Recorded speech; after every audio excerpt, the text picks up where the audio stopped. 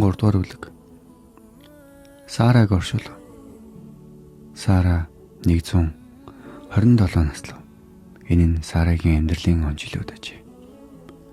Сара Канаан нутгийн Кирьят Арба хэмээх газарт үхэж Авраам Сарагийн төлөө гашуудан уйлахаар тэнд оров. Тэрээр Сарагийн ширлийн өмнө босож зогсоод хийдэж үдэд. Та нарын дунд төр суугч цагаач надад талигачаа талд оршуулах нэг оршуулгын газар эзэмшлийг олгоно.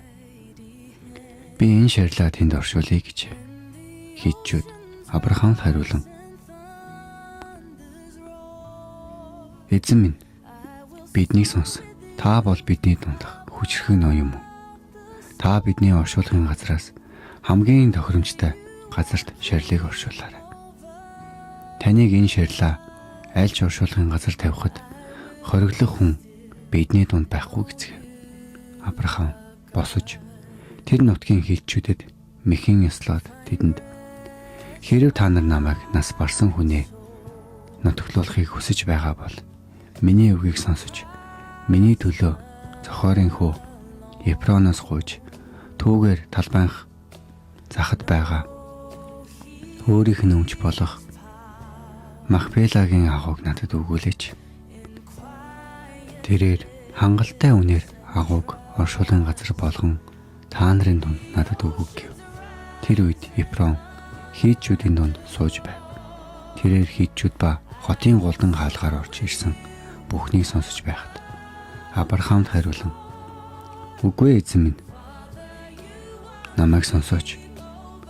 Би тэр талбайг танд өгье. Бас түүний дотор байгаа агуугч танд өгье. Би түүнийг өөрийн нутгийнхны өмнө танд өгье. Та тэнд тэр ширлээ оршуулаарай гэв. Авраам тэр нутгийнханд мэхэн өслөв.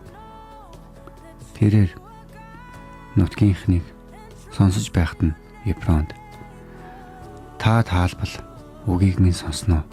Би тэр талбайн үнийг танд өгнө. Түүнийг та надаас аваарай. Би тэнд ширлээ оршуулъя гэв. Ефрон Авраамд, эзэн минь, миний үгийг сонсооч. Хэсэг газрын үн 400 шекел мөнгөтэй тэнсэн. Энэ нь та бид хоёрын хооронд юухан билээ. Тиймээс нас барсан хүнээ оршуул гэв. Ефроны үгийг Авраам дагаж хийдчүүдийг сонсож байхад Ефроны хэлсэн 400 шекел мөнгийг тухайн үеийн худалдаачны хэрэгэлдэг жингээр жинлэж Ефронд өгчээ. Мамрегийн өмнөх Махпелед байдаг Ефроны талбай, түүний доторх агуу бас тэр талбайн эргэн тойрны хоймойд цүмийг хотын голдон хаалгаар орж ирсэн бүгдийн болон хийдчүүдийн өмнө Авраамын өмч хөрөнгө болгон өгөхөөр тогтжээ.